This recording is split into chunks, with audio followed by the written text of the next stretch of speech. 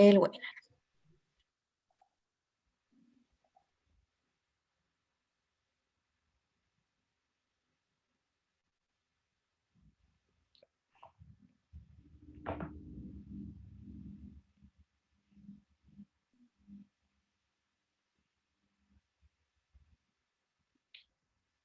Buenas tardes.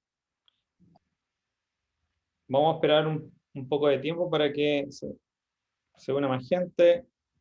Muchísimas gracias por estar acá, las personas que llegaron ahora. Si pueden ir mencionando de dónde están participando, sería extraordinario. Y así conocernos un poco. Sabemos que el tema es bastante Universidad de la Frontera de Temuco. Elizabeth Enríquez, excelente, muchas gracias.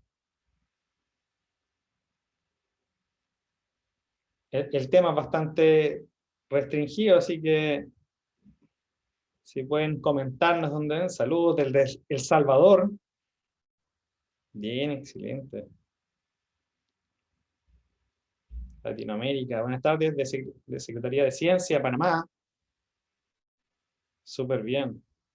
IMAPUC, Marines, Pessoa, excelente. Ese de Chile, Pontificia Universidad Católica Valparaíso.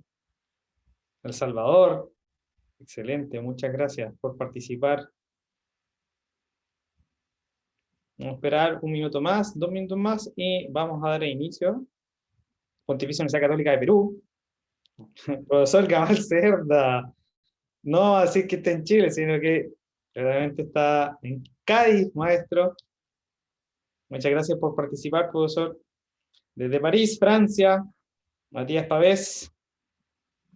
Esta es la magia de las conferencias y los webinars en etapa momento pandemia. Creo que una de las cosas que se debe mantener, la frontera del conocimiento no puede tener límites. Puede ser que el lenguaje, pero... Angélica, muchas gracias, Angélica, por participar de la Universidad de la Frontera. Ha trabajado en el proyecto también. Muchas gracias. El resto, ¿nos puede decir de dónde viene para ya dar inicio a este seminario?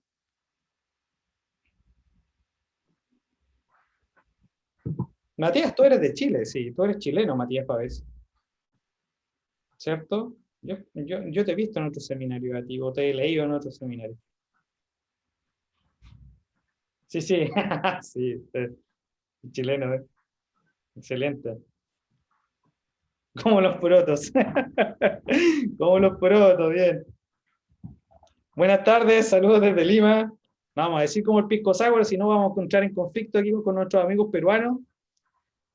Así que vamos a dejar el pisco sour como comparación de arraigo, de chilenidad, para otro momento. Desde Lima, excelente, Gina. Muchas gracias por participar. Ya, estimados, siendo las 15:06 de la tarde, hora chilena, les doy las gracias a Denise, que acaba de plantear que viene de Paracas, Perú, de Ica, Paracas, Perú. Muchas gracias por estar acá. Buenas tardes, Latinoamérica, particularmente Europa, España, por participar en este seminario, que es uno de los 2 seminarios que vamos a desarrollar en el marco de este proyecto Fondesit 320-1094, que es y aborda un aspecto bastante importante y claramente atendiendo a una necesidad y a una impronta que se ha desarrollado durante estos 2 últimas décadas a nivel internacional en la formación inicial de profesores, que tiene que ver precisamente con el aseguramiento de la calidad de la formación inicial de profesores y todo lo que ello contempla, ¿ya? Eso es lo primero que les tengo que mencionar. Claramente, aquí voy a mostrar una pequeña diapositiva, solamente 2 slides. ¿Ya? tenemos a dos grandes hoy día que nos van a presentar y que tengo el gusto de conocer. Todavía no en persona, Nuria, pero ya será en algún momento. Y Nuria Gorgorio, de la Universidad Autónoma de Barcelona, investigadora en educación matemática y que ha escrito sobre conocimiento fundamental, conocimiento inicial ahora, de matemática, de los estudiantes que ingresan a maestrado, ¿ya? Y el profesor Ernesto San Martín, de la Pontificia Universidad Católica de Chile, ingeniero matemático, estadístico, muy conocido en el mundo del nivel psicométrico, y amigo y tutor doctoral, así que le agradezco su tiempo, le agradezco a Nuria su tiempo, donde estén. Claramente esto lo hace solamente posible esta forma de enlace, Nuria en España. No sé en qué posición estás, en qué parte precisamente estás, no sé si es en Barcelona o no, pero ya nos contarás. Ernesto en Santiago, Chile, y yo en Chile, pero en Concepción, al sur de Chile. Así que esto solamente lo hace posible la tecnología. Así que muchísimas, muchísimas gracias por estar acá.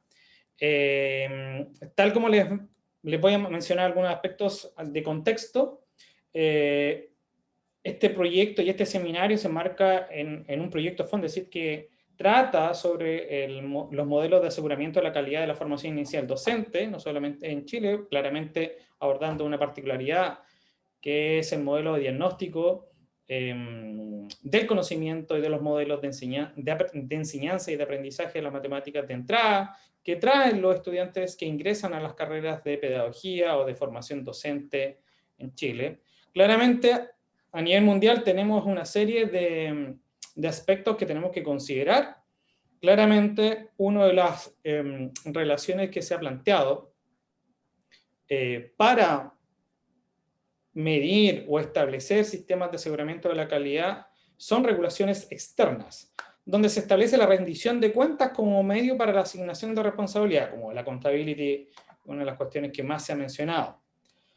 Por esto se han creado muchas medidas, muchos formatos y se han establecido formas para poder asegurar la calidad de la formación de profesores. Uno de ellos es el establecimiento de estándares de proceso y de finalización, procesos de acreditación que creo que todos los que estamos aquí ya conocemos, para verificar el cumplimiento de los estándares o de sistemas de regulación interna o externa. Claramente, el aumento en la rigurosidad y complejidad de los procesos de evaluación existentes, eso ya se ha visto en estos últimos 10 años, y una de las mayores medidas que se ha desarrollado es precisamente medir el conocimiento disciplinar, pedagógico y habilidades mediante evaluaciones de selección para el ingreso, el proceso y el egreso de la formación inicial docente. Entre todas estas medidas, claramente, la última es una de las cuestiones que más se ha avanzado y más se ha mostrado para poder seleccionar a personas que quieran ser profesores, ¿ya? Pero la gran pregunta aquí viene es qué y cómo diagnosticar y también qué y cómo monitorear. Aquí viene un desafío muy grande para los sistemas educativos y claramente para los sistemas de aseguramiento de la calidad.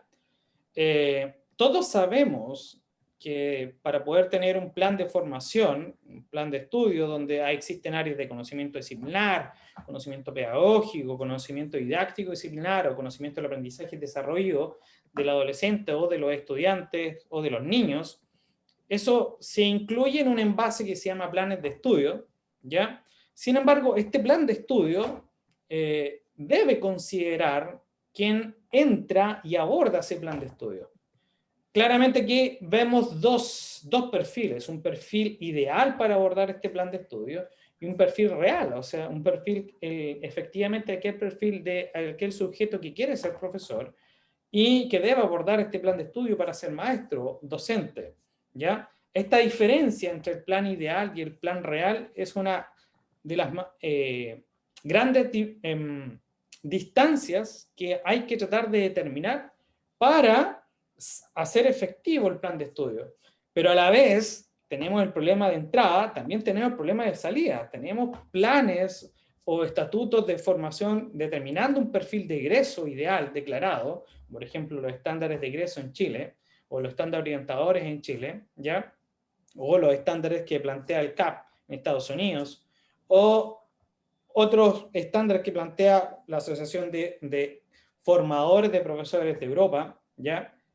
Donde nos dicen cuáles son los conocimientos que debería tener un profesor para poder desarrollar clases de matemática. Sin embargo, nuevamente tenemos un perfil de egreso que es real y este perfil de egreso que es el ideal. Y nuevamente tenemos esta distancia. No todos los profesores o los estudiantes de pedagogía que pasan por un plan de estudio tienen un único perfil. Hay una variabilidad de ese perfil. Entonces, tenemos un problema de entrada, un problema de proceso y un problema de salida, para ver efectivamente cuáles son los perfiles de profesores que en función de un plan de estudio, un plan de formación, llegan a la sala de clases a formar a nuestros niños, a nuestros adolescentes. Este es el contexto y por eso les he pedido, particularmente a Nuria y a Néstor San Martín, y ya veremos la otra semana a Jonathan Templin, cómo poder medir esto, qué es lo que tenemos que medir y por qué es necesario evaluar este tipo de conocimiento, ¿ya? Y cuáles son las alternativas que tenemos para poder acceder a él.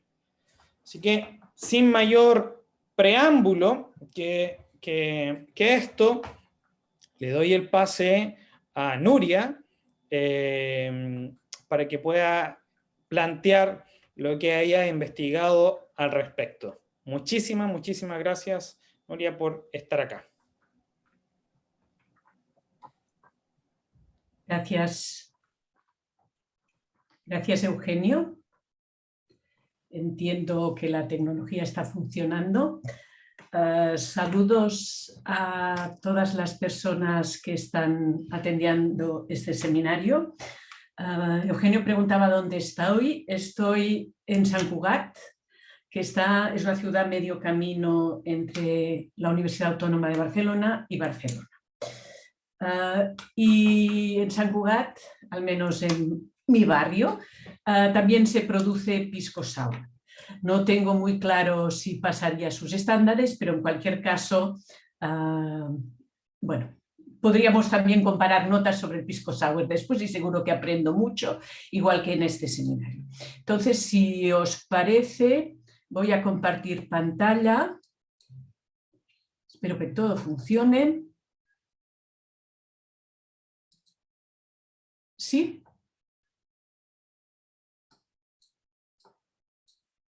De acuerdo. Entonces, mi propuesta para esta tarde, noche, lo que ustedes consideren, es hablar del conocimiento matemático inicial de los estudiantes para maestro y entendemos lo que es para nosotros un maestro, es un profesor de educación primaria. La educación primaria va desde los 6 hasta los 12 años. Lo digo porque debemos entender de qué matemáticas al final estaremos hablando. Entonces, puntos de partida. ¿Qué es lo que nos lleva o qué es lo que me ocupa a mí esencialmente o que me lleva a pensar que es importantísimo considerar las matemáticas que saben los futuros maestros cuando inician su formación? Hay un primer punto que raya lo políticamente correcto. Vaya, básicamente, sé que no es políticamente correcto, pero a pesar de ello lo voy a mencionar. Y es lo que yo distingo como incapacidad funcional versus incapacidad transitoria. Y se lo contaré con un ejemplo. Cuando yo estaba embarazada, no podía esquiar. Tenía una incapacidad transitoria. Cuando nacieron mis hijos, volví a tener capacidad para esquiar. Luego ya a partir de una edad mi incapacidad transitoria dejó de ser transitoria y pasó a ser funcional. Ya no esquío. Entonces, ¿por qué digo esto? Pues porque al final de todo, si uno se plantea honestamente, cualquier persona puede enseñar matemáticas, si vamos a ser nosotros honestos con nosotros mismos, la respuesta es no. Es decir, ¿cualquier persona puede aprender suficientes matemáticas como para enseñarlas como maestro? Honestamente, no. A mí me podrían poner en clases específicas de música muchas horas y con toda mi intención nunca lograría ser un profesor de música. Entonces, no todas las personas valen, así honestamente, la palabra es políticamente incorrecta, pero no todas las personas tienen capacidades suficientes para emprender la tarea de aprender matemáticas para enseñarlas. Las matemáticas, para enseñar matemáticas, no son las mismas que aprendemos en el colegio, son unas matemáticas distintas. Y esas matemáticas para enseñar matemáticas son las que debemos promocionar, crear y generar en las facultades de educación. Pero el tiempo es limitado. Yo no sé cuántas horas tienen en sus programas para enseñar a los futuros maestros a enseñar matemáticas, pero nosotras tenemos poquitas. Otra idea que hay debajo de este proyecto que presentamos es que una cosa es el conocimiento que una persona tiene y otra es el conocimiento que puede llegar a explicitar dicha persona.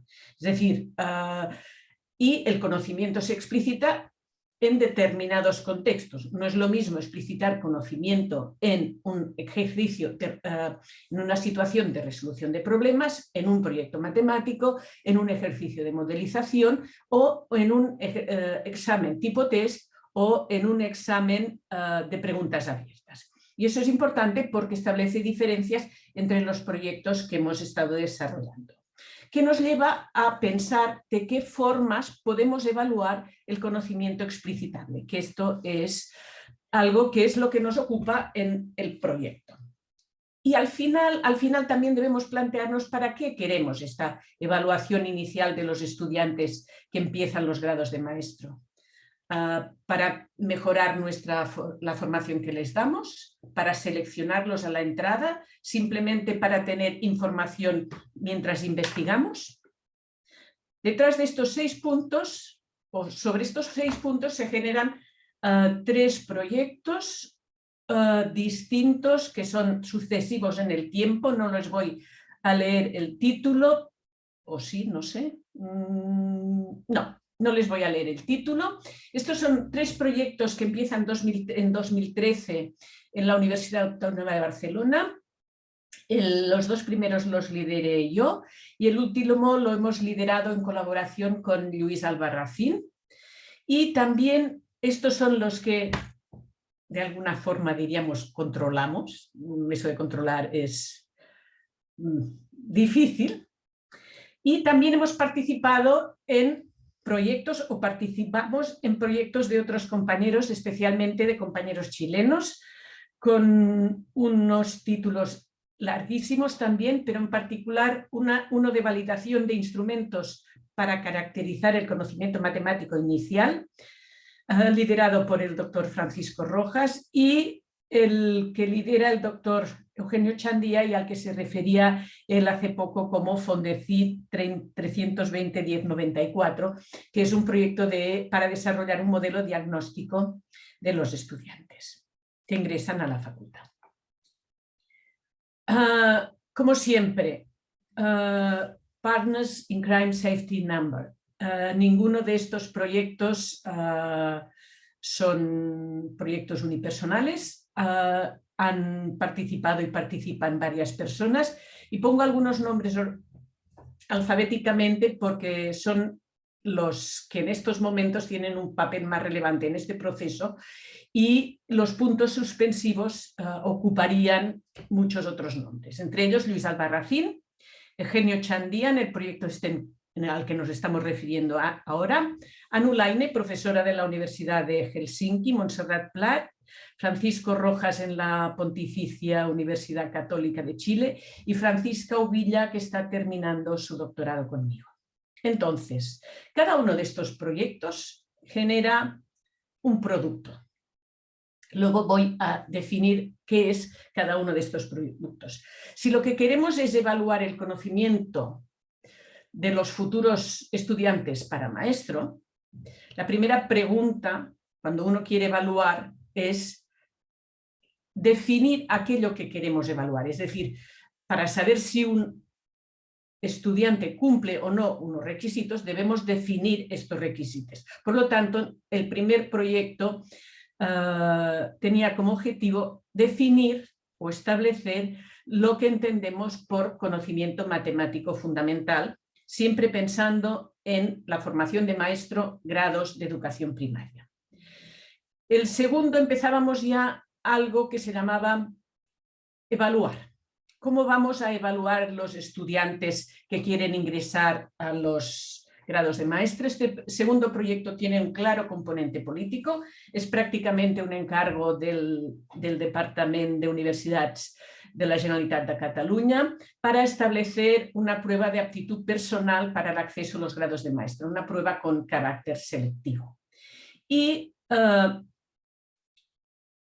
el tercer proyecto en el que estamos cerrando ahora es cómo formas distintas de medir el conocimiento matemático inicial y qué nos dicen estas formas de medir el conocimiento matemático inicial en relación a este conocimiento que hemos definido como conocimiento matemático fundamental y también en relación a los requisitos de acceso a los grados de formación de maestros.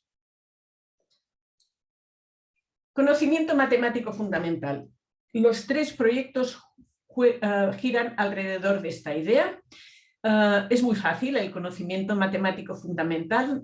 Hay una definición simple, corta, 3 líneas, creo que son 4 en esta diapositiva, y luego hay horas y horas y horas y horas de trabajo y como 6 páginas que concretan este conocimiento matemático fundamental. Es como el conocimiento Common Content Knowledge de Deborah Ball, ¿no? Que dice que es el conocimiento que los adultos bien escolarizados poseen. Pues nosotros también quedamos así bien a gusto con una definición simple. Conocimiento matemático fundamental es aquel conocimiento que los docentes de matemáticas y de didáctica de las matemáticas en las facultades de educación desearíamos que tuviesen los alumnos que ingresan. ¿Para qué o por qué desearíamos este conocimiento?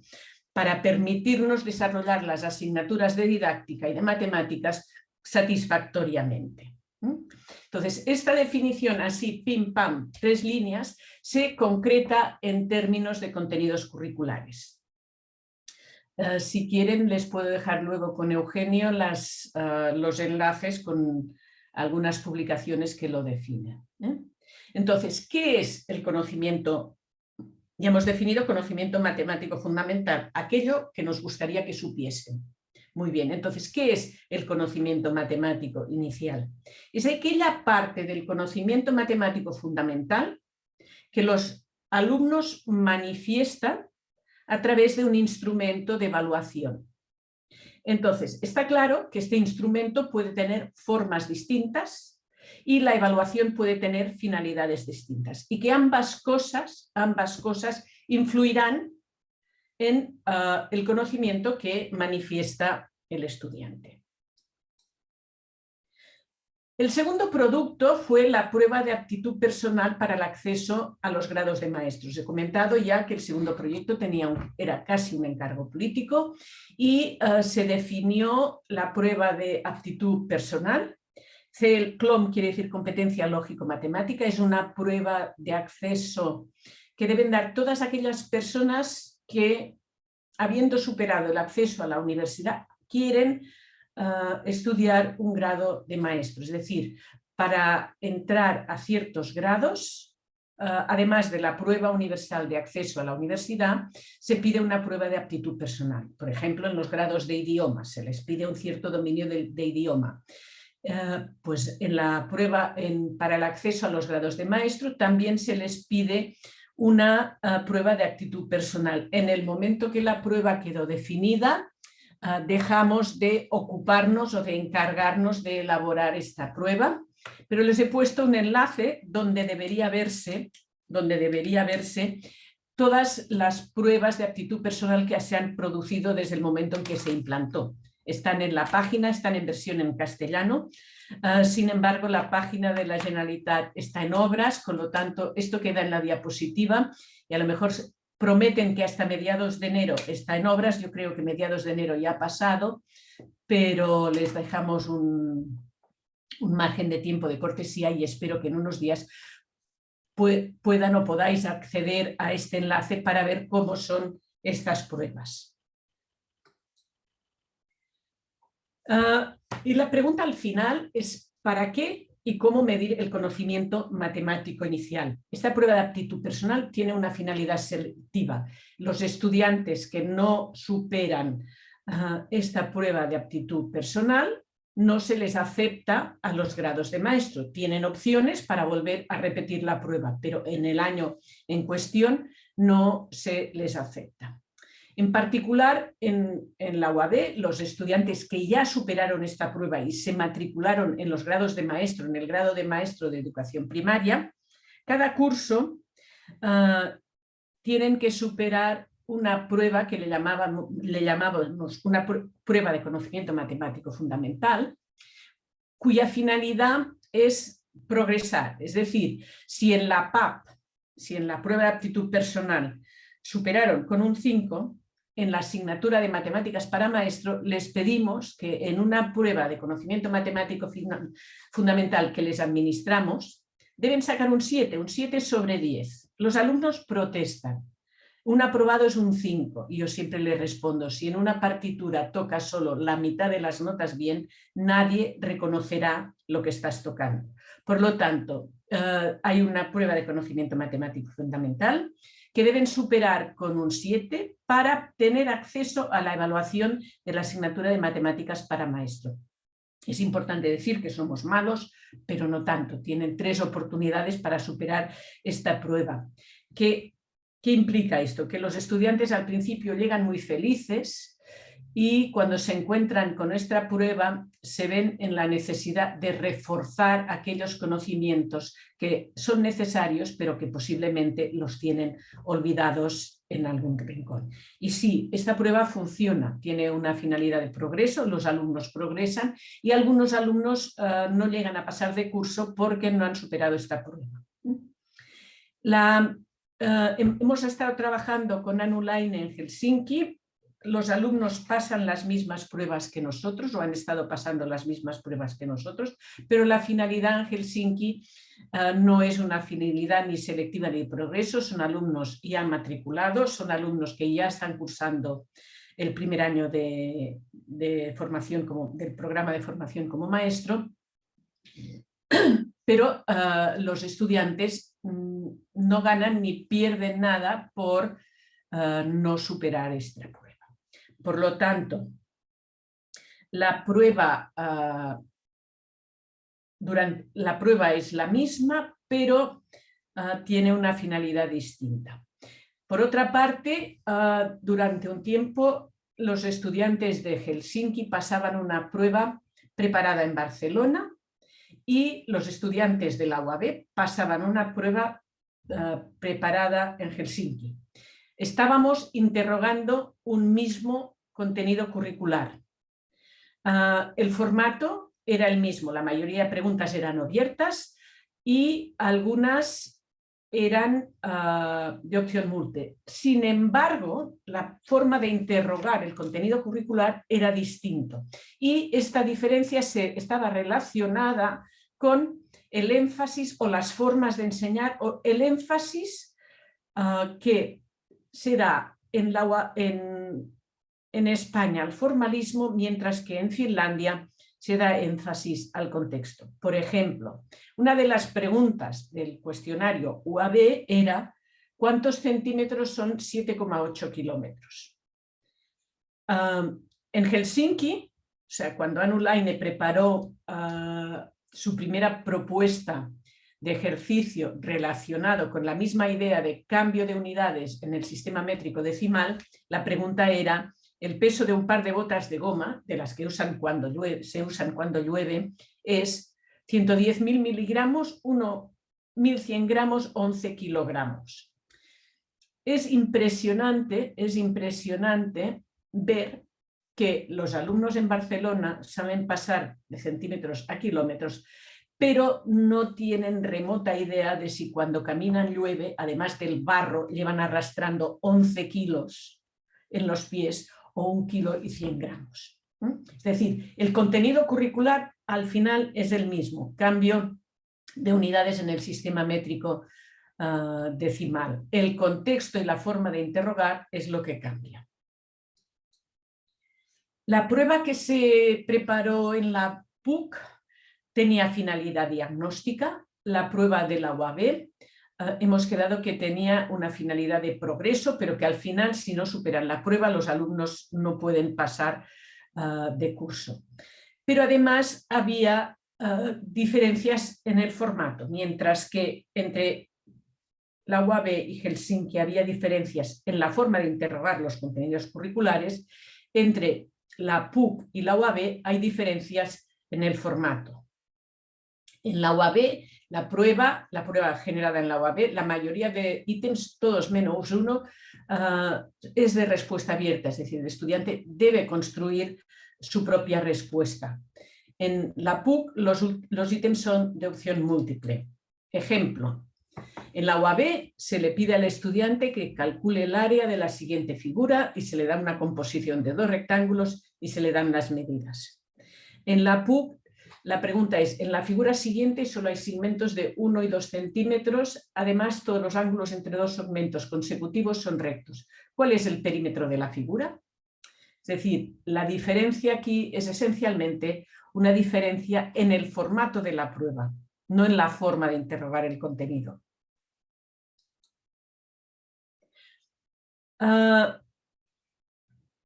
Y el último tema que ha emergido en este proyecto, que nos tiene ocupados y es bien interesante porque tiene las implicaciones políticas que tiene, que es establecer relaciones entre los requisitos de acceso, los criterios de acceso y el conocimiento matemático inicial. En estos momentos hay algunos países que se les pide una prueba de conocimiento matemático inicial para acceder a los grados. En España esto solo se pide en Cataluña. En el resto de España no hay ninguna prueba de acceso específica. En Helsinki el criterio no es un criterio directo y evidente, pero sigue habiendo un proceso de selección que tiene en cuenta las matemáticas. Hemos visto, hay evidencias de que determinados criterios de selección de estudiantes generan estudiantes con un conocimiento matemático inicial mucho más cercano al conocimiento matemático fundamental. Es decir, que los estudiantes están como mucho más a punto para empezar las asignaturas de matemáticas y didácticas. Pero esto tiene implicaciones prácticas y políticas, es decir, cambiar las políticas de acceso a la universidad. En Cataluña fue una confluencia de astros más una insistencia de alguien que entonces era decana y se puso muy pesada, y la recolección de evidencias para convencer a las personas que en ese momento eran los responsables del proceso de admisión que, y ahí está la conjunción de los astros, eran dos matemáticos. Pero en el resto de España sigue sin existir esta idea. En algunas universidades les aterroriza la idea de que se pueda pedir a los estudiantes un determinado conocimiento matemático antes de entrar. En otras universidades no es que les aterrorice esa idea, simplemente te dicen, bueno, ¿y por qué no les pedimos también un conocimiento básico de música y un conocimiento básico de inglés y un conocimiento de, es decir, algunos centros consideran que no debería haber ningún tipo de prueba y otros dicen que ¿por qué? Porque las matemáticas, es decir, ¿qué tienen las matemáticas y la lengua? Porque la otra parte de la prueba de aptitud personal es lengua, que tienen las matemáticas que no tengan otras materias. Por lo tanto, tener evidencias de que la situación podría ser mejor, de que existen instrumentos que permiten evaluar el conocimiento inicial, de que estos instrumentos funcionan, no solo funcionan en contextos que tienen un origen o una forma paralela de funcionar como puede ser el contexto chileno y el español, sino que funcionan también en contextos completamente distintos. Pero esto, ya digo, está cargado de, bueno, de política, es decir, la prensa incluso cada año cuando se hace esta prueba de aptitud personal saca los estudiantes, el porcentaje de estudiantes que no han superado esta prueba de aptitud, como por qué debería haber esta prueba de aptitud. Siempre hay alguien que dice, ¿y por qué no les pedimos por la vocación? O sea que es una investigación que puede tener muchas aplicaciones, pero que al final puede ser y acaba siendo bien controvertida su implementación. Yo con esto termino y luego estaré encantada de responder las preguntas que me planteen. Supongo que he dejado de compartir ya, ¿no? Sí, Nuria, muchas gracias. Vale. Muchísimas gracias, Nuria, y por respetar el tiempo que habíamos planteado. Así que muchas gracias. A los presentes, les pido por favor, si tienen preguntas a Nuria, a Ernesto, dejarlas por favor en la sección de preguntas o en el chat mismo, y luego las trataremos de responder hacia el final, donde trataremos claramente también de discutir un poquito sobre los elementos que ha planteado también Nuria.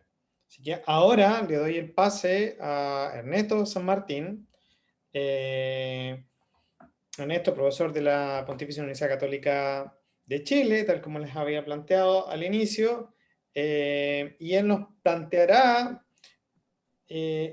un tema que sigue y continúa los aspectos planteados por Nuria en relación al monitoreo. Muchísimas gracias y es tu tiempo, Ernesto. Ok, muchas gracias. Perdón. Bueno, gracias. Ok, voy a intentar de ser un esquemático y también intentar hacer algún eco, aunque sea de manera muy tangencial, a lo que nos ha compartido Nuria, ¿no? Y lo primero, tal vez para poder expresarme y tratar de fijar un marco a partir del cual uno podría entender muchas cosas. Algo que con el tiempo me ha llamado mucho la atención es que cuando nosotros hablamos, cuando nosotros desarrollamos algún, como se suele llamar, un conocimiento, etcétera, o cuando queremos hacer juicios, me llama mucho la atención que pareciera que la gran mayoría, no creo que todo, pero la gran mayoría de esas afirmaciones están dentro de lo que uno aprendió en matemáticas, ¿no es cierto? Ya sea en relaciones de equivalencia, uno está acostumbrado a clasificar, siempre clasificamos. Creo que cuando hacemos estadística permanentemente, primero hacemos clasificaciones, clasificamos a las personas por su peso, por su, no sé, por su coeficiente intelectual, o cómo le va en una prueba de ingreso, o como Nuria decía, una suerte de prueba de selección. Permanentemente estamos clasificando, y también no hay que olvidar que, solo como una coda, ¿no? No hay que olvidar que las relaciones de equivalencia permiten, es una manera de ver, por supuesto, la construcción de conceptos, ¿ya? ¿Qué es lo que es un número natural, qué es lo que es un número racional, etcétera? Hay muchos conceptos en física, en matemática, probablemente algunos conceptos en filosofía, por lo menos de tradición aristotélica, que se pueden justificar a partir de las relaciones de equivalencia. Entonces siempre hacemos clasificaciones cuando le enseñamos a los niños, no sé, pues, los animales o las plantas, o no sé, me acuerdo ahora, solo como otro ejemplo, cuando uno lee el Tratado de Goethe acerca de la transformación de las plantas, algo así, la metamorfosis de las plantas, igual, tiene que haber un algo que me permite clasificar de ciertas maneras que hay algo ahí que tiene hojas y eso entonces tiene que ser una planta.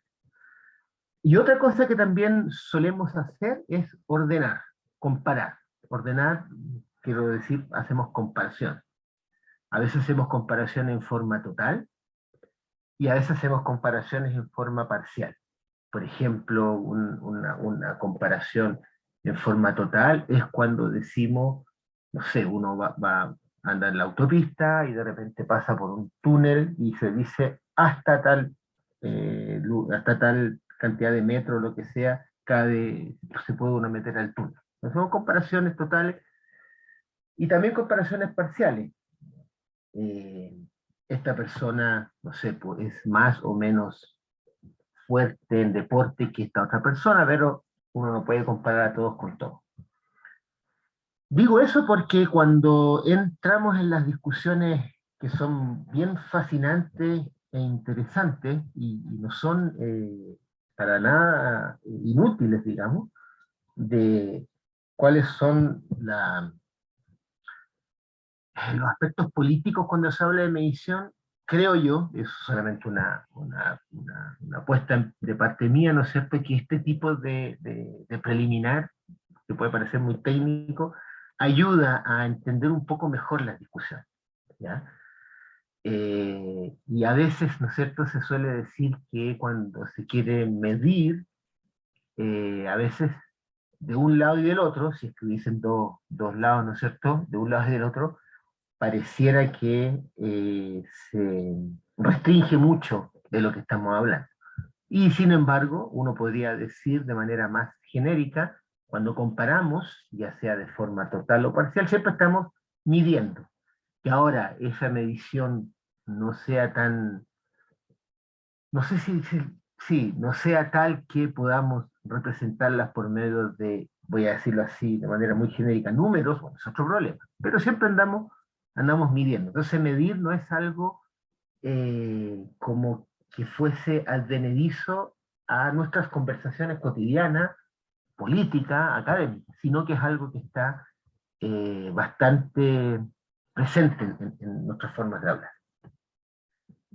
Y lo que yo quería comentarles, ¿no es cierto?, es, voy a tratar de ser muy esquemático, como les decía al comienzo, comentarles acerca de un proyecto que desarrollamos y que lo desarrollamos pensando de alguna manera en diagnosticar. Y por supuesto nuestro problema, si se quiere, es el siguiente, ¿no? Aquí hay dos cuestiones previas que son fundamentales, pero que requieren el concurso de un grupo interdisciplinario para poder llevarlo adelante, y son poder definir una suerte que le voy a llamar un currículum, y que simplemente lo voy a decir así, es una lista de temas que hay que aprender, y, ¿no es cierto?, por otro lado, cómo construimos se le suele llamar un instrumento de medición, una prueba, por último, ¿no es cierto?, cómo le preguntamos a las personas, o cómo sabemos si las personas saben o no saben los temas de este curso. Entonces, lo que yo primero voy a tener en mente es que ya alguien nos entregó un currículum. Por supuesto que eso hay que discutirlo. Nuria dijo un par de cosas.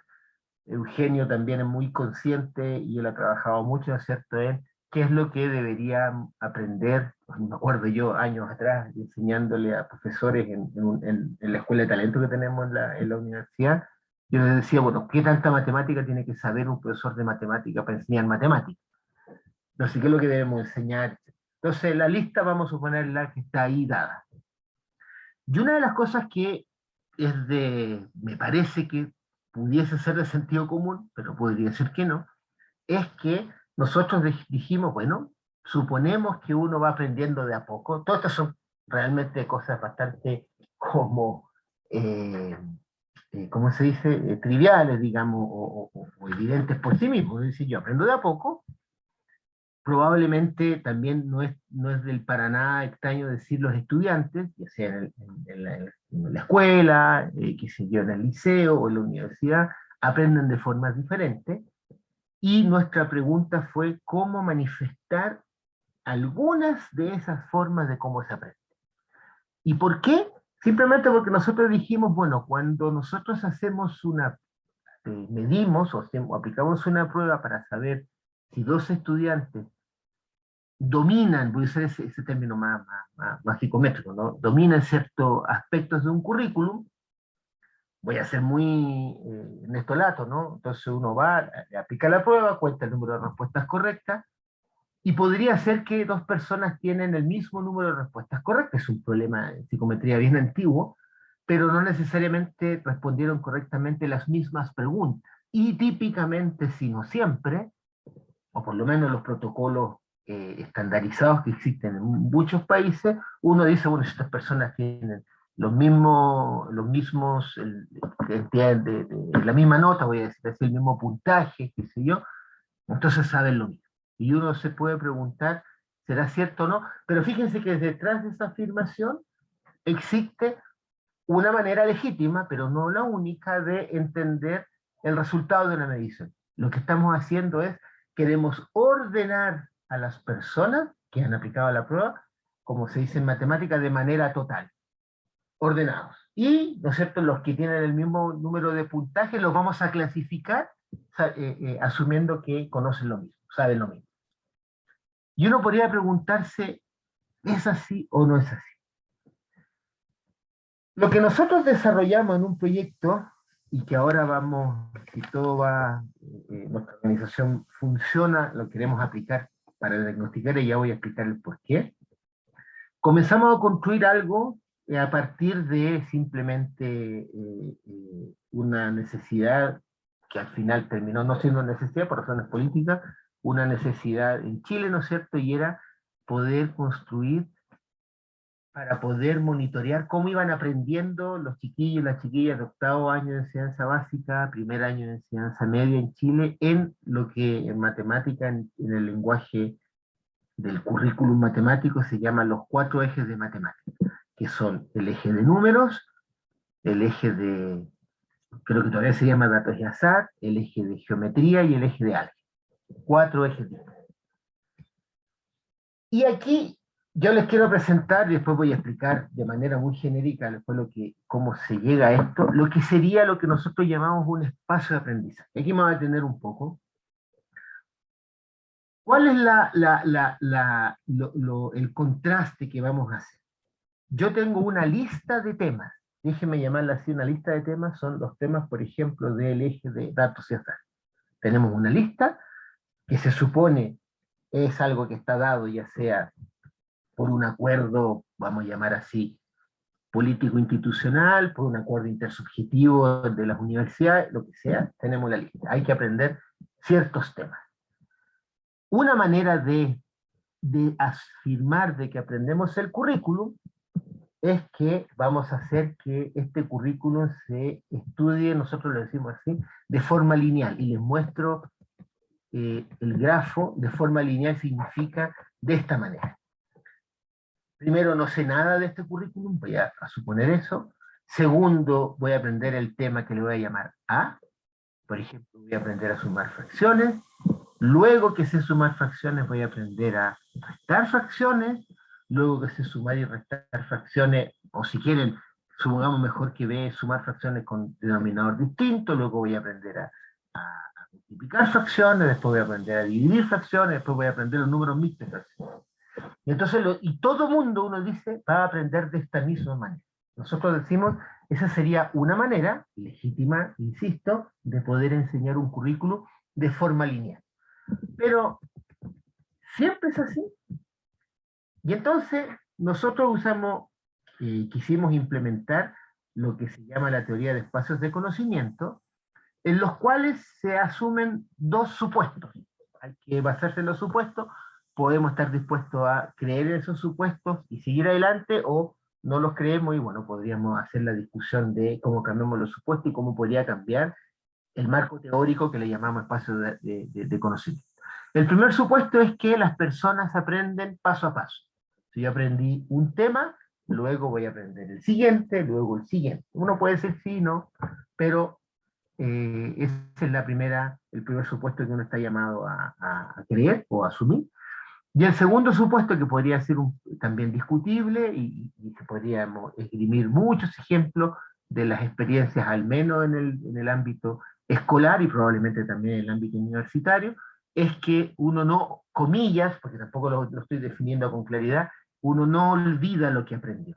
Si aprendí A, Cuando aprendo B, yo ya sé A. Cuando aprendo C, yo no me olvidé o sigo dominando A, I, etc. Esos son los dos, en términos formales, axiomas de los espacios de conocimiento. Si aceptamos esos axiomas, entonces lo que hace esto, y lo que nosotros hicimos en ese proyecto, fue, vamos a preguntarle a un experto, yo le voy a preguntar, por ejemplo, a Eugenio, ¿no es cierto? Él tiene el currículum de lo que hay que aprender, no sé, en el primer año de la formación inicial docente de los profesores, me da la lista de lo que vamos a aprender, y en esa lista yo le vamos a hacer le voy a ir haciendo preguntas.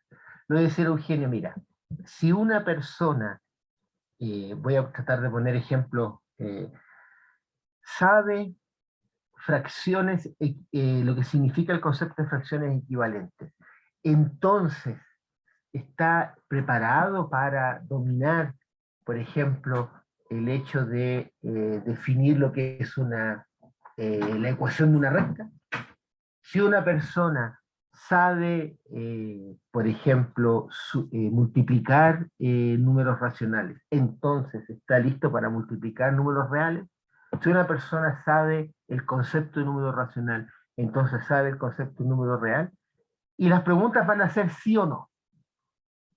Y a medida que se van haciendo preguntas, ya voy a explicar cómo rápidamente, por lo menos con una ilustración también así abstracta, entonces, de el espacio de conocimiento inicial, que sería, en términos técnicos, el conjunto de todos los subconjuntos que podemos sacar del conjunto de los temas. Déjeme ponerlo perdón que salte de un lado al otro, pero supóngase que tenemos estos 5 temas, A, B, C, D, y E, temas genéricos, ¿ya? No preguntas específicas, temas genéricos, por supuesto lo más delimitados posibles. Entonces, no sé, aquí tengo 5 temas, tengo 2 elevado a 5, tengo 32 posibles, le llamamos espacios de conocimiento, estados de conocimiento. El estado que contiene el tema A, el tema B, el tema AD, el tema ACD, etc. Y este grafo no es otra cosa que la representación de la relación de orden parcial estar contenido en. B está contenido en el conjunto BC, C está contenido en BC, etc. Ustedes lo ven, son todos los... Imagínense un tema, Ernesto, nosotros nos enfrentamos... ¿Sí? hay un problema con la presentación. ¿Podrías proyectarla de nuevo? Porque al parecer no se está viendo, por favor. Sí, no te preocupes. Voy de nuevo ahí. Ya, ahí estoy. Sí, Ya. ahora sí.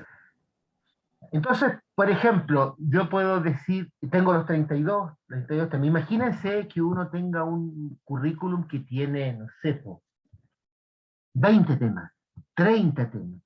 Entonces, en principio, tendríamos 2 elevado a 30 posibles estados de conocimiento. Una locura. Imposible. No tengo idea. Yo, cuando teníamos nuestros colegas que tenían que ver con la parte computacional, cómo guardar eso, dónde guardar esa cantidad de estados. Entonces, la idea es hacerse 2 preguntas. ¿Todas las combinaciones de todos los temas de un currículum son permisibles? ¿Son, digamos así, curricularmente, voy a usar esa expresión, curricularmente admisibles o no? ¿Pegar todos los temas?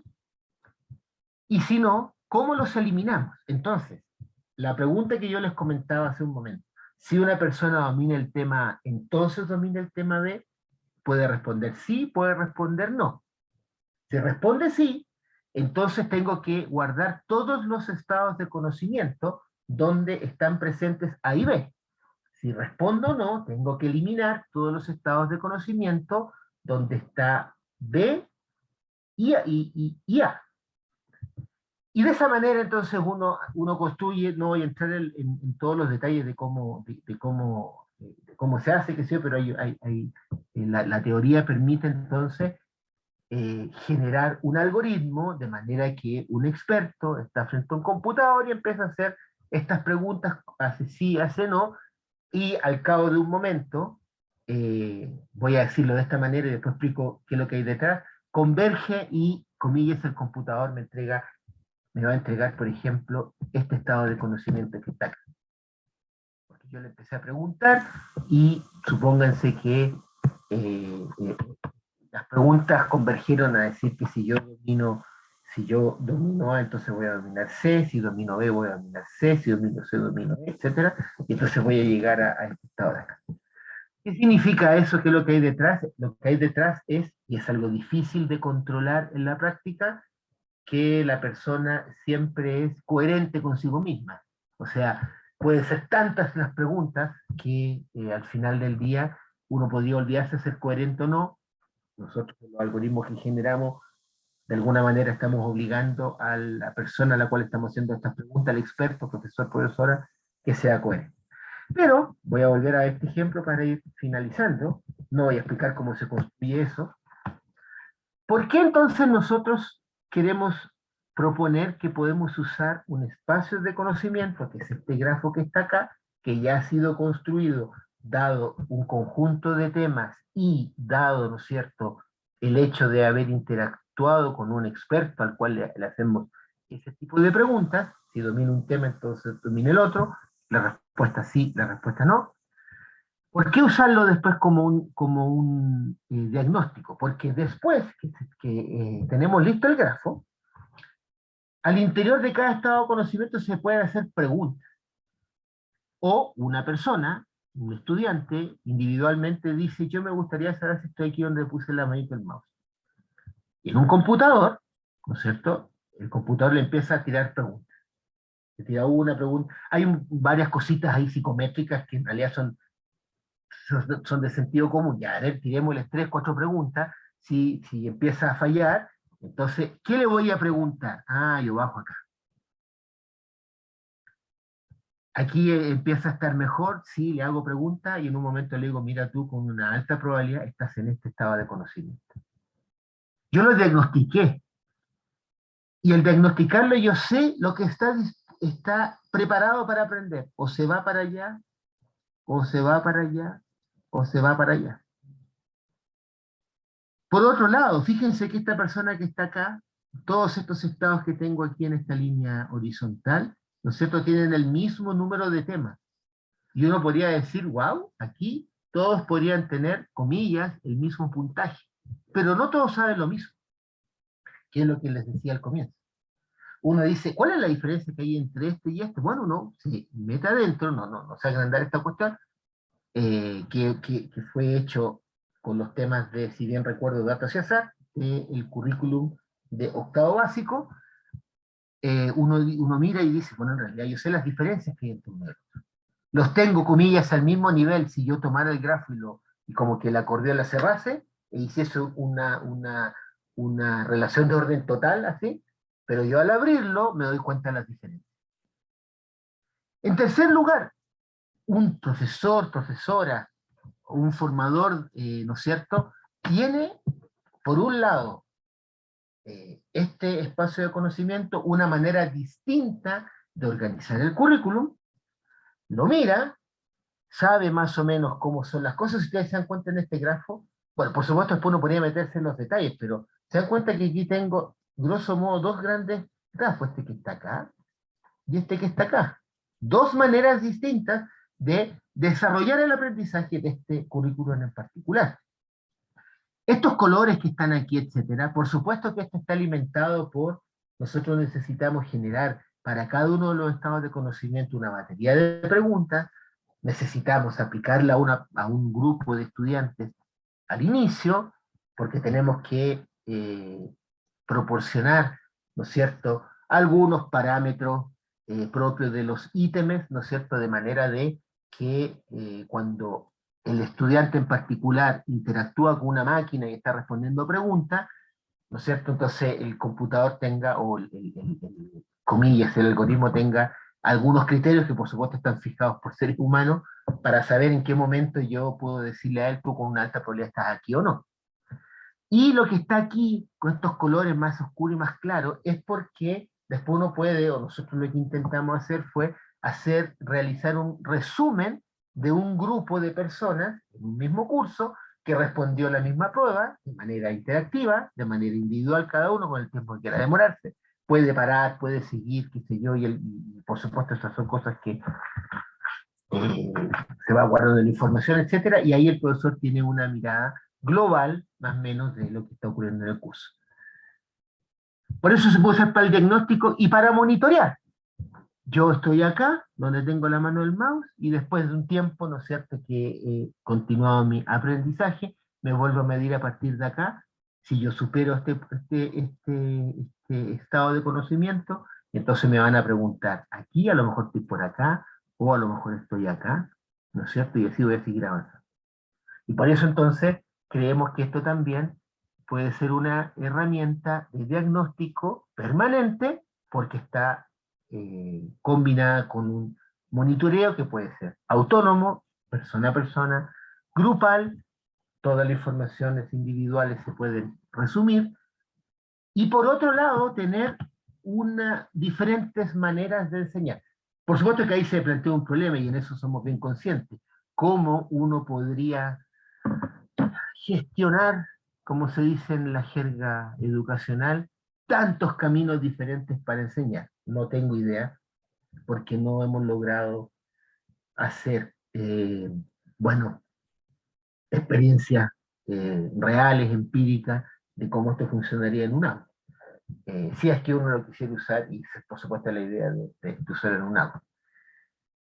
Entonces, con eso quiero terminar. Nuestra idea es, de alguna manera, poder variar un poquito lo que vamos a entender por enseñar un currículum, y la manera de variarlo es generar este espacio de conocimiento, el cual requiere que uno acepte dos supuestos, se aprende paso a paso, y lo que uno aprendió se supone que lo continúa guardando en su maleta de conocimientos adquiridos.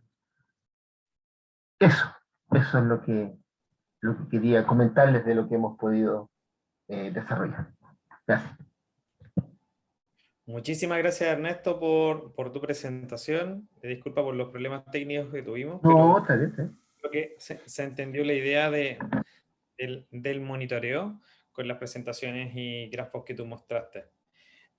Insisto, pueden hacer preguntas. Ya tenemos 2 preguntas por acá, mal que yo tengo guardadas, así que no se van a escapar de la mía. Primero vamos a plantear las preguntas del público asistente, y luego los voy a invitar a tratar de responder algunas preguntas que yo tengo claramente en la línea de investigación sobre el monitoreo, el diagnóstico y monitoreo del conocimiento disciplinar matemático.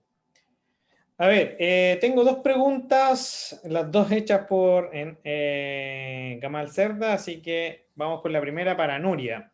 Estimada Nuria, si bien existe una cuestión política respecto de pruebas de acceso al futuro profesorado de matemáticas, ustedes han adherido a esa propuesta, más aún han participado de su construcción. ¿Han realizado algún estudio sobre el impacto de esta implementación en los ratios de egreso? ¿O bien en el desarrollo mismo de la formación percibida por los docentes de la universidad respecto de los anteriores procesos o cohortes de ingresos sin pruebas de admisión o con selectividad? Esa es la primera pregunta, Nuria. Si quieres, puedes responder de inmediato. Gamal, gracias por la pregunta. La respuesta es tal como tú imaginas esta verificación o el estudio sobre el impacto. No se ha hecho, entre otras cosas porque los datos a la salida son muy pocos, si es que existen. Es decir, la prueba de aptitud es una prueba que se implementa desde las oficinas de acceso a la universidad, y una vez los estudiantes están admitidos al sistema, los estudiantes seleccionan la universidad que van a seguir, con lo cual de alguna forma el sistema les pierde la pista. Y no hay datos antes de la implementación del APA, ni hay datos después de la implementación del APA. Sin embargo, hay una pequeña nube en el espacio que sí podemos seguir y que todavía no no tenemos el tema listo porque se nos ha cruzado por en medio un maldito virus. La idea básica es que nuestros estudiantes, el primer año, una vez han entrado ya a la facultad, sí sabemos de ellos qué nota tuvieron en el primer examen o en la primera prueba de conocimiento matemático fundamental. Si no superaron esta primera, tuvieron 2 opciones más. Por lo tanto, de todos los estudiantes sabemos en qué opción superaron la prueba de conocimiento matemático fundamental. Y también de estos estudiantes sabemos qué nota tuvieron en el momento de superarla. No es lo mismo un estudiante que supera la prueba de conocimiento matemático fundamental el primer día de curso y la supera con un 25 sobre 25, que un estudiante que necesita 3 opciones y que llega al 7 sobre 10 a base de profesora, yo he estudiado mucho, sáqueme medio punto de algún sitio y súmemelo. Entonces, estos estudiantes tenemos, para varias cohortes, tenemos los datos de la prueba de conocimiento inicial. Sin embargo, estos estudiantes tardan 4 años en salir. Y en estos 4 años hemos pasado 2 que no podemos preguntar, no podemos recabar sus resultados finales porque las pruebas, los exámenes de final de curso fueron exámenes online. ¿Para qué les voy a contar que aprobó todo el mundo? Con lo cual, estos datos que tenemos no son datos válidos para saber realmente cómo afectaron, porque la idea sería tener los datos al ingreso y luego saber las notas que tuvieron en las asignaturas de matemáticas de primero, de didáctica de las matemáticas de segundo y didáctica de las matemáticas de tercero, y si hicieron o no una optativa de matemáticas en cuarto. Pero hay un momento en que esto se va todo al garete porque las pruebas dejan de existir como pruebas individuales y se convierten en vaya usted a saber qué, en el momento del examen. Lo que sí sabemos es que los profesores que imparten la materia de primero, de segundo y de tercero afirman que han dejado de encontrarse ejemplos de aquellos que uno nunca espera encontrarse, que el día que se los encuentra en el aula dices, bueno, ¿y ahora qué hago? ¿No? Como preguntarles a los alumnos, bueno, vas a repartir 1.500 euros entre 6 amigos, no tienes calculadora, ¿qué haces? Me dice profesora, es que no sé dividir. Y dices, bueno, pero tienes 1.500 euros para repartir, aunque no sepas dividir, debes ser capaz de repartir este dinero. Puedes ir al banco a que te den monedas o billetes más pequeños. Y el alumno decir, no sé. Encontrarse esto en tercero es bastante alarmante. Estos fenómenos, estos casos puntuales han dejado de existir, pero no hay un estudio sistemático sobre cómo ha afectado al egreso porque no tenemos datos, no tenemos evidencias sostenibles. Tenemos, ¿vale? Este es esencialmente el problema, Gamal. Muchas gracias, Nuria. Ernesto, Gamal pregunta, considerando los 2 supuestos de conocimiento en orden incremental y de aprendizaje previo interiorizado, ¿cuál es la razón de no establecer líneas o conectores horizontales entre los temas? En una perspectiva más bien de naturaleza espiral, que considera la verticalidad de la complejidad y la generalización o integración de la horizontalidad. Ya, voy a intentar responder, no sé si entenderé completamente la pregunta, voy a compartir aquí la pantalla. La verdad es que el espacio de conocimiento se construye, voy a volver a enfatizar, en relación a las respuestas que un experto nos da cuando nosotros le hacemos la pregunta si de una respuesta correcta del tema C se puede deducir una respuesta correcta al tema A, y la persona me dice sí o me dice no. Sería, y al hacer eso, ¿no es cierto? Lo que uno hace es que del conjunto inicial que teníamos acá, el conjunto inicial de todos los espacios, de todos los estados de conocimiento, perdón, de los 32, cuando una persona me dijo, si conoce el tema C o domina el tema C, entonces domina el tema A, lo que tengo que hacer, ¿no es cierto?, es eliminar todos los estados de conocimiento donde está C pero no está A. Si conozco C, entonces conozco C. Si conozco C, entonces conozco A.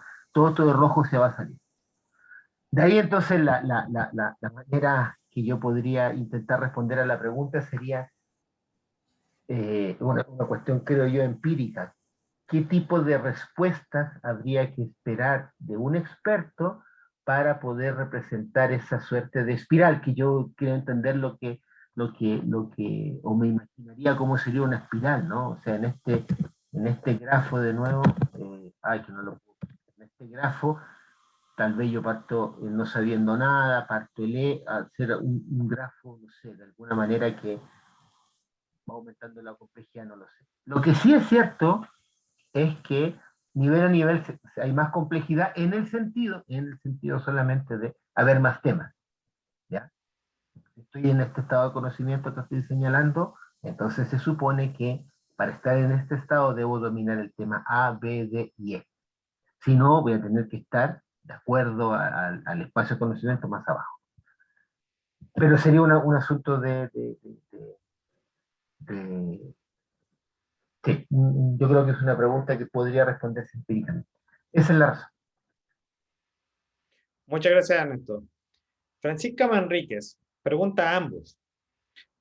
Primero que todo, muchas gracias por ambas presentaciones y por mostrar dos formas diferentes de evaluar y monitorear el conocimiento de la formación inicial. Me gustaría preguntar a Nuria y Ernesto, desde su experiencia, ¿cuáles creen que son las ventajas y desventajas de cada uno de sus métodos en el contexto de la formación inicial, docente?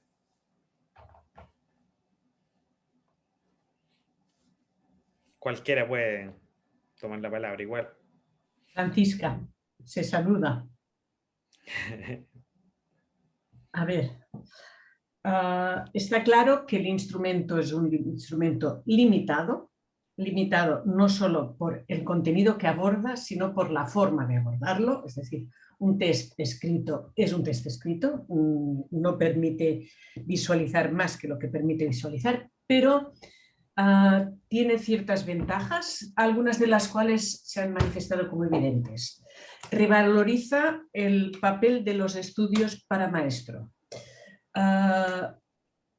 Progresivamente hay más estudiantes varones que provienen del bachillerato científico. Estos estudiantes varones que provienen del bachillerato científico antes no estaban. Sigue siendo una profesión feminizada, pero ha cambiado el perfil de los estudiantes. Otra ventaja que tiene es evita a aquellos estudiantes que llegan a los estudios con unas mochilas cargadas con pesos que no pueden. Si uno tiene una mochila con una piedra que pesa, una piedra es un problema en matemáticas o un problema en lengua, una dificultad en matemáticas o en lengua, pues a lo largo de los estudios descargaremos su mochila y sembraremos el campo. Pero si llega con una mochila cargadísima de piedras, simplemente limitará la velocidad de crucero del grupo clase. Por lo tanto, una segunda ventaja es que evita mochilas y posiblemente otra ventaja es que aquellos estudiantes que provienen de formación profesional, que hace un mínimo de 4 años que no han visto matemáticas de ningún tipo y de ningún color, o aquellos estudiantes que provienen del bachillerato de ciencias sociales que tampoco han visto matemáticas, cuando se sienten en la obligación de hacer una prueba de aptitud matemáticas, se sienten en la necesidad de revisar antes de entrar. Sin embargo, todo esto no valdrá para nada, es decir, y ahí está el principal inconveniente, en el momento en que esta prueba se convierta en una prueba rutinaria. Es decir, si siempre cogemos el mismo modelo de examen, pedimos el mismo tipo de preguntas y el nivel de dificultad es el mismo, esto simplemente a quien beneficia es a las academias particulares que a partir de enero preparan las pruebas de aptitud personal y el estudiante llega entrenado para hacer esto. Por lo tanto, o desde los responsables de esta prueba a nivel que tienen el encargo político de generar estas pruebas de acceso, o las modifican y aumentan su dificultad, o no valdrá para nada dentro de 3 años. Es algo como lo que está ocurriendo con la prueba de acceso a la universidad. Las pruebas de acceso a la universidad las supera el 98% de los estudiantes. La prueba de acceso a la universidad tiene el mismo formato y prácticamente el mismo contenido, el mismo tipo de contenido que cuando yo hice la prueba de acceso a la universidad. Hice la segunda edición de pruebas de acceso, o sea, en los últimos 45 años o 43 años no ha pasado nada. Por lo tanto, inconveniente en el momento en que se convierta en una rutina, no vale para nada. Gracias, Nuria. Ernesto, no sé si quieres comentar. Un comentario primero acerca de los espacios de conocimiento, ¿no? Partamos, bueno, ya por las ventajas. La ventaja que tiene, primero una ventaja conceptual, es tener una mirada un poquito más enriquecedora a lo que es aprender un currículum. Eso sería lo primero, diría. No hay una sola manera de aprender un listado de temas, sino que pueden haber varias maneras. Eso nos abre la posibilidad de respetar diferentes maneras de aprender, intentar verlas en la práctica, cómo son esas maneras, etc.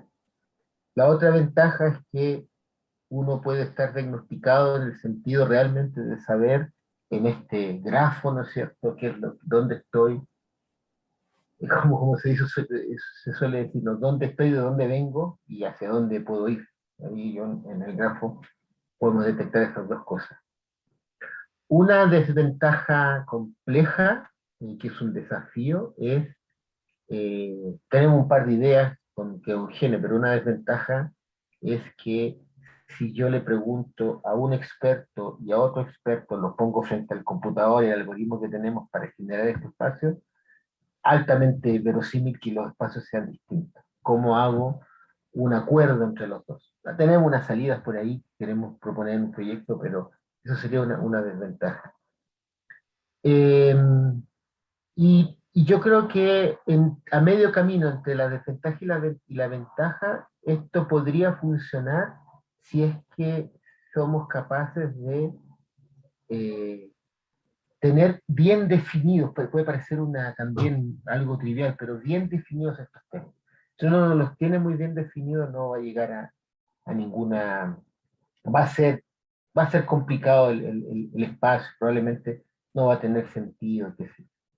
Yo creo que eso sería lo que hoy día vemos, digamos. Gracias, Ernesto. Hay una solicitud que yo la voy a pedir al final. No sé si entre ustedes se quieren hacer alguna pregunta, pero yo les tengo miles de preguntas. Lo siento, tengo que aprovechar la instancia de tenerlos aquí y claramente el resto también. No sé si tienen alguna pregunta entre ustedes. O echarlos a pelear así. ¿No? Ya, no quieren pelear, entonces yo lo voy a hacer pelear. Claramente vemos dos formas diferentes de poder medir. Un tipo de evaluación divergente y otra convergente. Ya, digamos, discreta y continua, teniendo algunos supuestos. Sin embargo, ambos caen en un supuesto de que el ítem pregunta recolecta la información latente del constructo que yo quiero medir, particularmente el conocimiento disciplinar. O sea, mi ítem, el ítem que mostraba particularmente Nuria, por ejemplo, mide el conocimiento que está detrás en ese indicador. Aquí viene mi pregunta. Si bien ambos modelos son tanto diferentes, caen igual en este principio de cómo pregunto.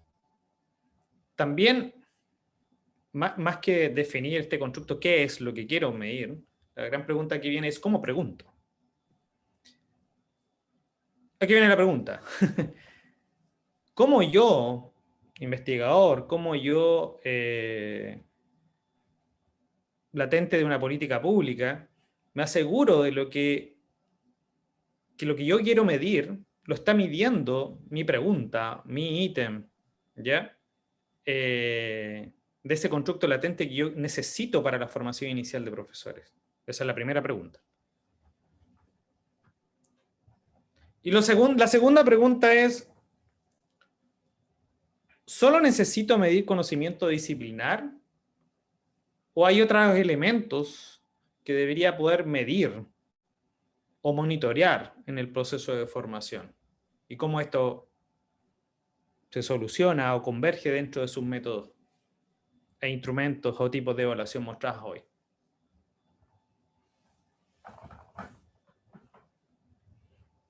Cualquiera.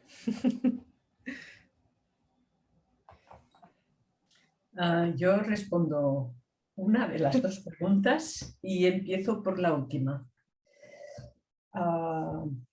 Está claro que no necesitamos medir solo conocimiento disciplinar.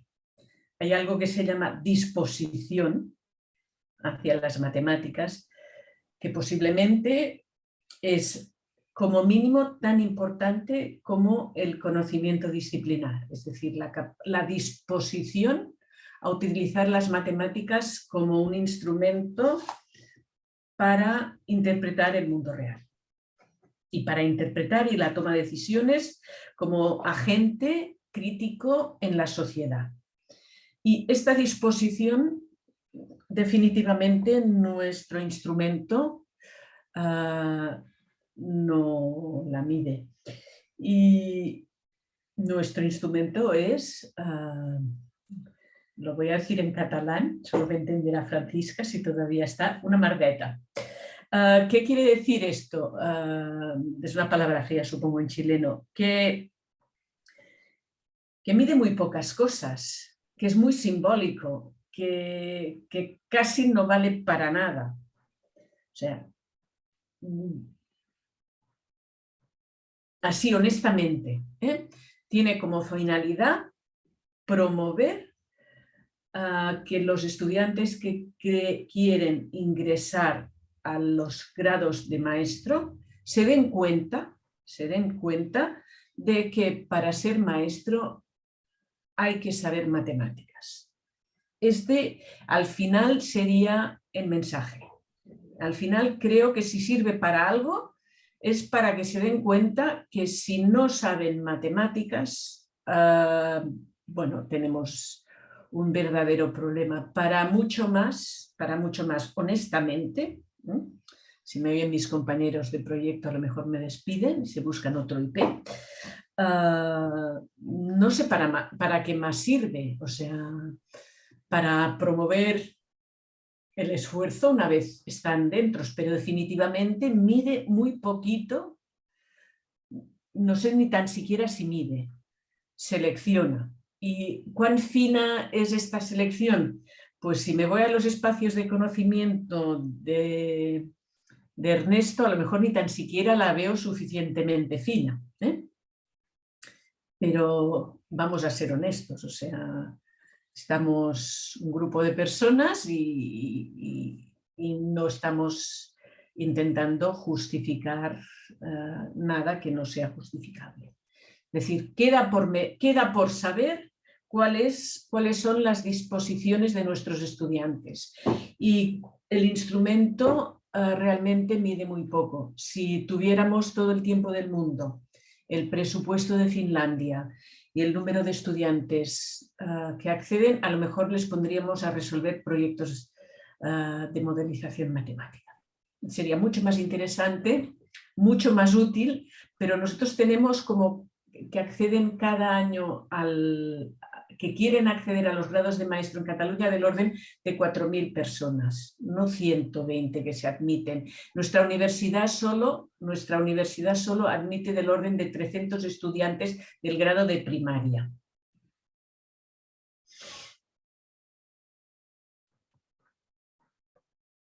Hasta ahí llego. Gracias, Yo, Nuri. yo voy a responder también, bueno, voy a partir por la segunda igual.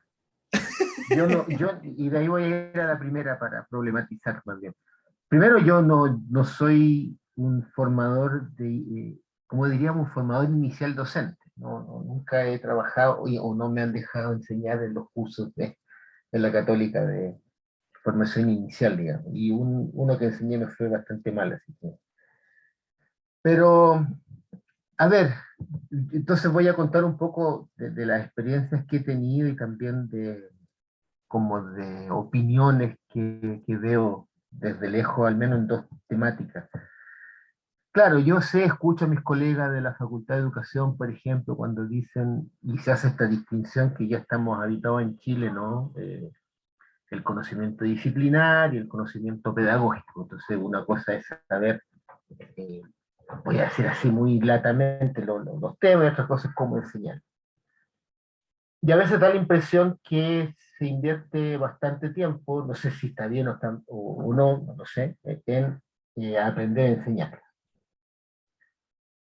Y las experiencias que yo tengo y que he podido hacer algunas cosas, no con mucho éxito en todo caso, es que tengo la impresión que en matemáticas, al menos tengo un ejemplo, tengo la impresión que el modo en el cual uno organiza los temas que voy a enseñar me dan las luces para saber cómo enseñar. Voy a poner un ejemplo.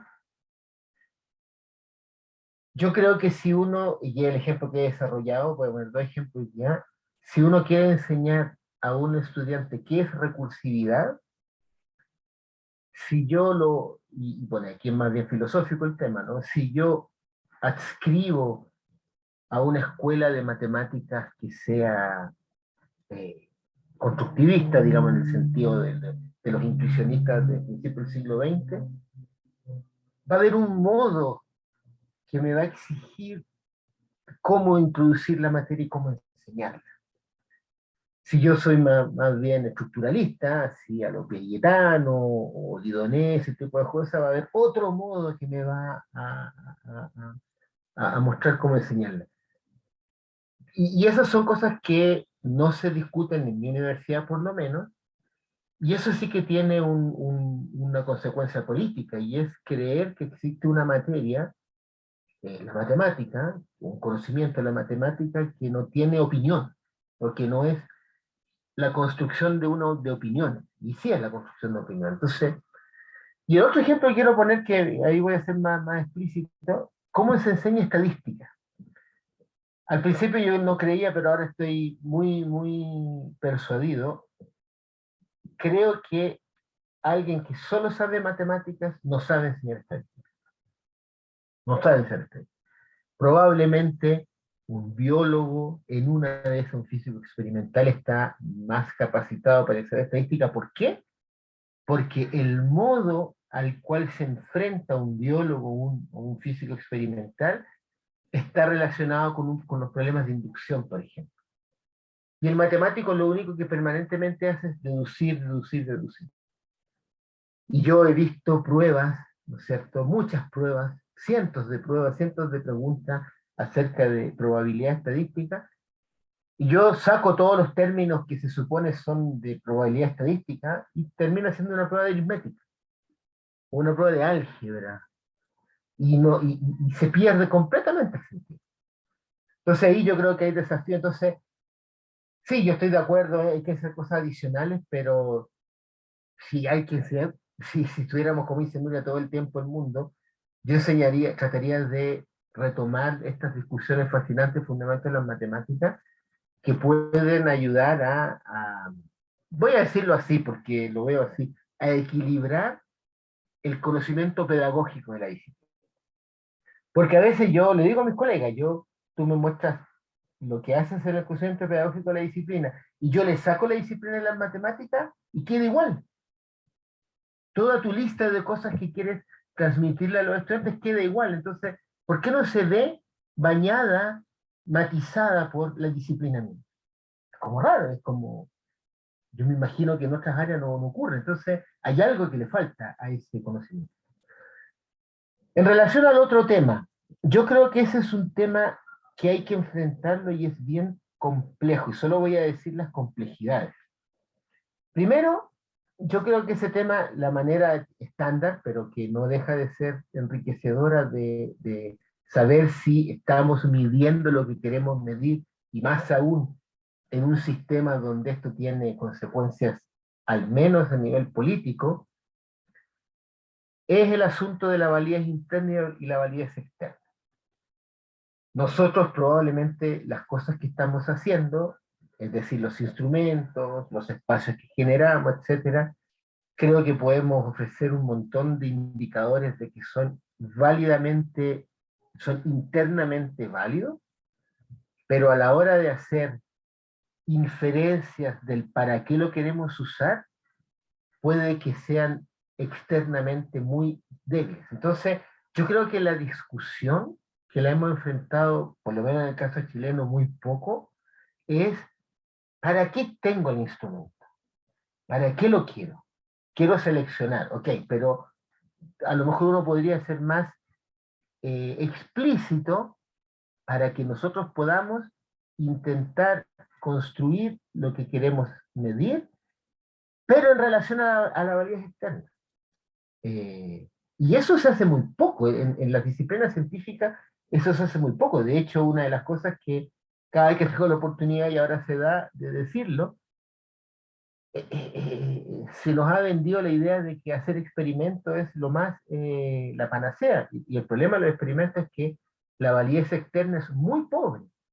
Entonces, es un tema complejo que para mí representa la relación que tenemos los científicos con la política pública en particular. Y es que me da la impresión, y por lo menos hay algunas partes donde creo que es así, toda nuestra maquinaria es internamente muy válida, pero tiene una débil validez externa, y eso no nos permite discutir correctamente con las políticas públicas. Así que yo creo que es un desafío la pregunta y no sé qué más decir eso. Wow, muchas gracias por la respuesta. En realidad, el tema de la validez interna es una de las cuestiones que los que hacemos análisis de validez, creo que todos estamos de acuerdo, tenemos un proceso, una estructura más o menos sabida, pero efectivamente medir, saber si estamos midiendo realmente lo que queremos medir, es una pregunta que a mí me ha sonado bastante tiempo, y claramente hay muchas formas de poder medir lo que queremos. Pero me interesa, me llama la atención el punto que planteas, Ernesto, sobre la validez externa, sobre qué es lo que queremos. Muchísimas gracias por los puntos de vista. Yo no les quito más tiempo, les tenía otra pregunta, pero lamentablemente el tiempo ya es tarde, ya nos pasamos arduamente el tiempo. No sé si alguno de los dos quiere decir algo más, algún punto más, y si no, hasta aquí lo dejamos. Y yo los dejo invitados también para el próximo lunes, a propósito de las formas de poder entregar resultados de investigación que asocian análisis y formas de poder medir, la exposición de Jonathan Templin, que dentro de los dominios de evaluación discreta y compleja, no lineal, uno de los creadores de la línea de diagnóstico cognitivo, la otra línea, que está en la misma línea de espacio de conocimiento que plantea Ernesto. Los dejo invitados el próximo lunes a esa exposición de Jonathan Templin, para que se puedan inscribir. Nada, hay muchas gracias de varios panelistas, Francisca, Diana, Gina, agradecen muchísimo la exposición, también piden la grabación, y aquí les quiero pedir a ustedes la autorización para poder entregar la grabación de este seminario y dejarlo anclado en la Facultad de Educación de la Universidad de Concepción. Ahí va a quedar. Y también piden los enlaces, Nuria, que tú presentaste, por favor, Si es la presentación, mucho mejor para poder dejarla también anclada. Directamente la presentación y voy a completar los enlaces. Y con la prueba de acceso que está en una página web en construcción o en reparación, habrá que esperar que reparen. Pero sí, dejaré, añadiré algunos links antes de enviarte la presentación en formato PDF para que la puedas colgar sin ningún problema. Muchísimas gracias, Nuria. No sé si quieren decir algo más, si no, lo dejamos hasta aquí. Yo Muchas solo gracias quiero nomás por la añadir oportunidad. que me voy a quedar dándole vueltas a la vida externa de Ernesto y dar las gracias por la posibilidad de discutir, que no pelearse. Muchísimas gracias, Nuria. Vale, Gracias, muchas Ernesto. gracias. Muchas gracias, Nuria. Y nada, estaremos en contacto, siguiendo trabajando y al resto que han venido, muchísimas gracias también por su tiempo, por estar acá. La idea es discutir un tema político país, también político latinoamericano. Todos están desarrollando instrumentos para poder acceder a la formación de pregrado, pero específicamente también para poder acceder a una formación pedagógica, una formación inicial docente, que creo que tiene claramente diferencia respecto de el ingreso a la educación superior. Y es ahí uno de los desafíos que tenemos que desarrollar, y claramente al trabajar de forma conjunta se hace mucho más fácil que trabajar de forma aislada. Esa es una premisa mía. El colectivo creo que es mucho mejor que el individualismo. Así que muchas gracias, nos vemos en una segunda instancia. Muchas gracias, Nuria, por tu tiempo, muchas gracias, Ernesto, por tu tiempo, y nos vemos el próximo lunes. Cuídense mucho. Chao. Chao, chao. Chao, chao.